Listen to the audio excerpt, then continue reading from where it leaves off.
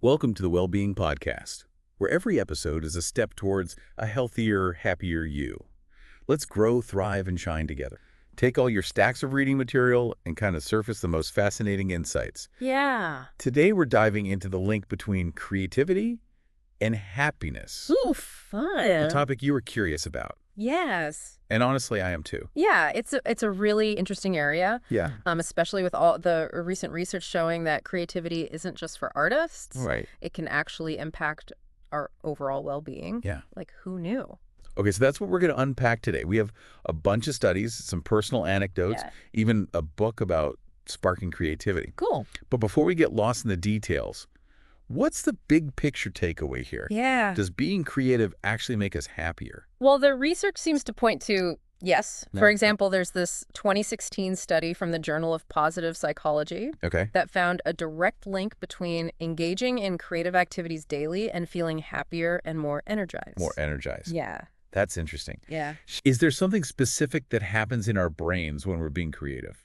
Well, one theory is that it triggers the release of dopamine, that neurotransmitter that gives us a sense of reward and pleasure. Right. So when we create something, our brain essentially rewards us with a dose of feel-good chemicals. I like the sound of that. Yeah.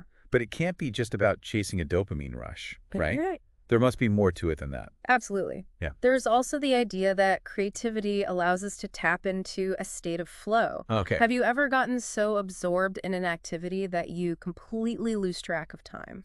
Oh, totally. Like when I'm sketching, sometimes hours go by and I don't even realize it. It Like, is- everything else fades away and I'm just totally focused on what I'm creating. Exactly. That's flow. Yeah. And researchers like Csikszentmihalyi, who coined the term, Wow. found that flow isn't just about enjoyment in the moment. Right. It's linked to deeper feelings of fulfillment and life satisfaction. In fact, he outlined several characteristics of flow: Okay. clear goals, immediate feedback, that balance between challenge and skill. Yeah. All things that many creative activities provide. That makes sense. Yeah. I know I always feel a sense of accomplishment after finishing a drawing, even if it's just a quick doodle. Yeah. It's like a little boost of confidence. Totally. Yeah. That feeling of accomplishment is definitely a key part of it. Yeah. But creativity also goes beyond those immediate boosts. Okay. It can also act as a powerful outlet for expressing and processing our emotions.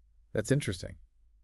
I can see how, for example, someone might use painting or songwriting Yeah, to work through difficult feelings. Is that what you mean? precisely. Sometimes words aren't enough to express what we're going through. Right. Creative activities give us another way to get those emotions out, which can be incredibly cathartic Okay. and ultimately contribute to our happiness. Yeah. Think about things like journaling, expressive dance, or even just listening to music that reflects a particular mood. Those can all be forms of emotional release. So it's like creativity gives us a toolbox Yeah, for dealing with life's ups and downs. exactly. And there's research to back that up. Oh, cool. A 2018 study in the Psychology of Aesthetics, Creativity, and the Arts Okay. found that people who engage in creative activities tend to be more resilient Mm-hmm. and better equipped to handle stress. Okay. It's almost like having a pressure valve Okay. that allows you to release pent-up emotions in a healthy way. So we're talking about more than just feeling good. Right. Creativity can actually help us cope with challenges and build resilience. Yeah. That's pretty powerful stuff. It is, and this is where the connection between creativity and mindfulness comes in. Okay. Think about the focus and presence required for many creative activities. Uh-huh. When you're truly engaged in something like painting, writing, or playing music, your mind is fully immersed in that present moment. Yeah. Worries and anxieties tend to fade away. I can see how that could be a form of mindfulness. That ability to be present and let go of distractions. Right. It's almost meditative, It isn't it? absolutely can be. Wow. And that meditative quality can be incredibly beneficial for our mental well-being. Okay. In fact, some studies suggest that engaging in creative activities can actually reduce stress hormones like cortisol. Wow. So it's like creativity is a natural stress reliever. Totally. But hold on a sec. We've been talking about these amazing benefits. Yeah. But I have a confession to make. I'm not exactly an artist. Yeah. I can barely draw a stick figure. Okay. Does this mean I miss out on all this good stuff? Not at all. That's one of the biggest misconceptions about creativity. Okay. You don't have to be a professional artist to reap the rewards. Okay. In fact, a 2013 study in the Journal of Consumer Research Okay. found that even small, everyday acts of creativity can boost happiness and life satisfaction. Okay, that's a relief. Right. So we're not talking about creating masterpieces here. Yeah. We're talking about incorporating small creative acts into our everyday lives. Exactly, things like cooking a new recipe, gardening, rearranging your furniture, even doodling in a notebook. Okay. These all count as creative activities. Got it. It's not about being good at it. Right. It's about engaging that part of your brain that enjoys exploring, experimenting, and expressing yourself. I love that it takes the pressure off. Yeah. So it's not about being the next Picasso. It's about finding ways to bring a little more creativity into our daily routines. Precisely. And speaking of finding ways to spark creativity, Yes. I'm curious if you've ever come across a book called Art Sparks. Art Sparks. I think I've heard of it, but I'm not familiar with the details. What's it all about? Well, it's this really fun and accessible guide with 100 different exercises Wow. designed to get your creative juices flowing. Okay. What's cool is that the exercises are meant to be chosen randomly, Uh-huh. so it's like a little adventure every time you open the book. This sounds like a great way to shake things up and try new things. Yeah. But what if someone is a complete beginner? Is this book suitable for all levels? That's the beauty of it. It's designed for both seasoned artists and those who are just starting to explore their creative side. Okay. It's really all about playfulness and experimentation. That's fantastic. Yeah. I'm already feeling inspired to check it out. But before we get too carried away with Art Sparks, Yeah. I think we should take a quick break and then come back to share some practical tips for how our listeners can start incorporating more creativity into their lives. What do you think? Sounds like a plan. I'm looking forward to diving into those practical tips. Okay, awesome. We'll be right back. So you mentioned practical tips for incorporating creativity Yeah. into daily life. Right. Where do you think people should start? Well, based on what we've been discussing, Yeah. it seems like starting small is key. You don't need to suddenly become a master sculptor or write a symphony. Right. Just find little ways to engage your creative muscles. Absolutely. It's about building those creative habits. Right. Just like you would with exercise. Or healthy eating, start with something manageable, like setting aside 15 minutes each day for doodling or free writing. I like that it's about making it a part of your routine, not an overwhelming task. Right. And what about for people who might be feeling stuck or unsure of where to even begin? That's where experimentation comes in, to try different things and see what sparks your interest. Maybe you've always been curious about pottery or learning a musical instrument. Yeah. Or perhaps there's a craft you enjoyed as a child that you could revisit with fresh eyes. I love that it's like giving yourself permission to play and explore. No pressure, just pure creative curiosity. What else can people do to nurture that creative spark? One thing that's often overlooked is the importance of sharing your work. Now, I don't mean you have to put on a gallery show or anything like that. It could be as simple as showing a friend a poem you wrote or sharing a photo of your latest baking creation online. That's a really good point. Sharing our work can not only boost our confidence, but also help us connect with others who share similar interests. It's like building a community around creativity. Exactly. And that sense of community can be incredibly motivating and inspiring. We're social creatures, after all. Right? And sharing our creative endeavors with others can deepen those social connections and bring a whole new level of joy to the process. It's like we're hardwired to connect through creativity. Yeah. It's fascinating how many different aspects of our well-being are tied to this one concept. It really is. And one last thought before we move on from practical tips. Okay.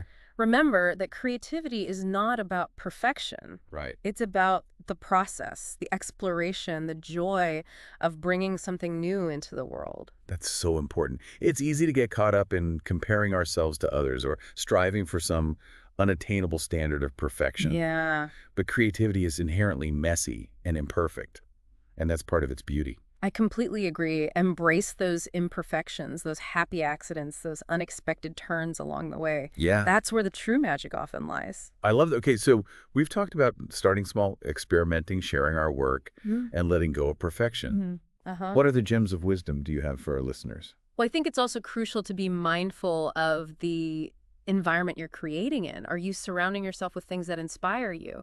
Are you making time for creativity in your schedule? Those are really good questions. It's like setting the stage for creativity to flourish. Exactly. Think about it this way. If you want to grow a beautiful garden, You wouldn't just scatter seeds randomly and hope for the best. Right. You would cultivate the soil, make sure it gets enough sunlight, water regularly. So it's about creating fertile ground for our creative seeds to grow.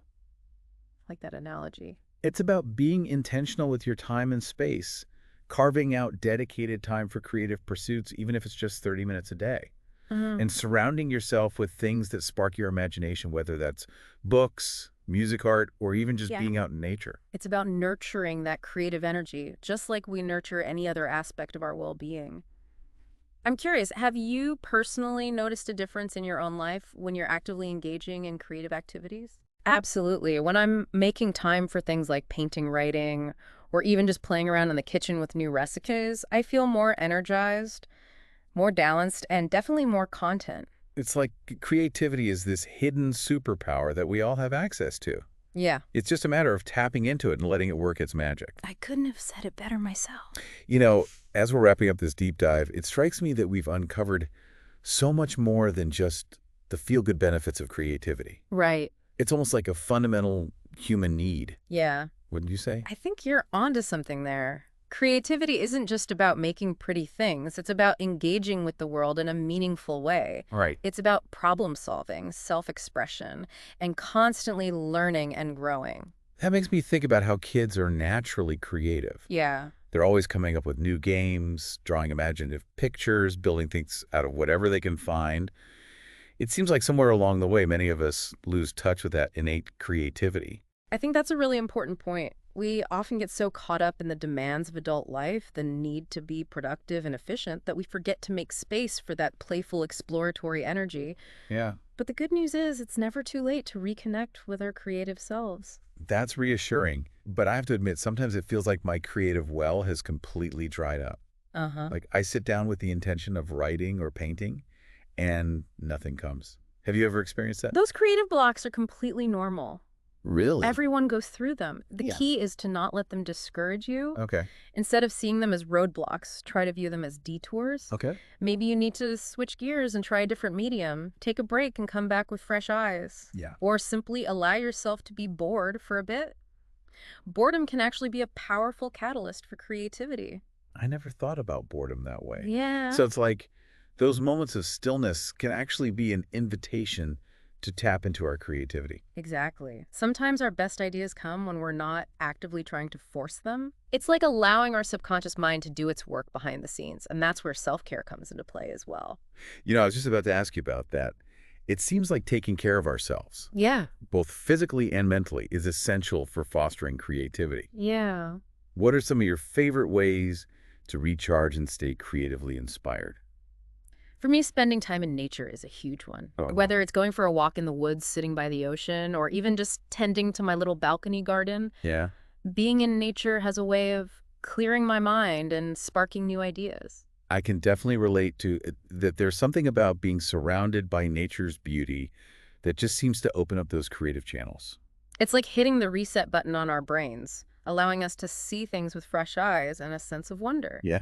And speaking of wonder, I think it's important to cultivate a sense of curiosity in our daily lives. Okay. Pay attention to the small details, ask questions, be open to new experiences. It's like that saying, the world is your canvas. Exactly. Every moment is an opportunity to observe, learn, and create. And remember, creativity isn't a destination, it's a journey. Right. There will be ups and downs, moments of flow and moments of frustration.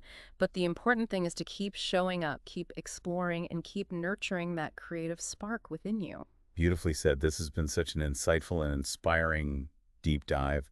I feel like I have a whole new perspective on the power of creativity. I'm so glad to hear that, and I hope our listeners feel empowered to embrace their own creative journeys no matter what form they take. Before we wrap up, is there any final thought or takeaway that you'd like to leave our listeners with? Yes, just this. Remember that creativity is a gift, a source of joy, and a powerful tool for personal growth and well-being. Yeah. Don't be afraid to tap into it, to play, to experiment, and to express yourself authentically. The world needs your unique voice and your creative contributions. What a wonderful message to end on. Thank you so much for sharing your expertise and insights with us today. It's been a true pleasure. The pleasure was all mine. And to all our listeners, thank you for joining us on this deep dive into the fascinating world of creativity and happiness. We hope you've gained some new perspectives and are feeling inspired to tap into your own creative potential. Until next time, Keep exploring, keep creating, and keep those creative juices flowing.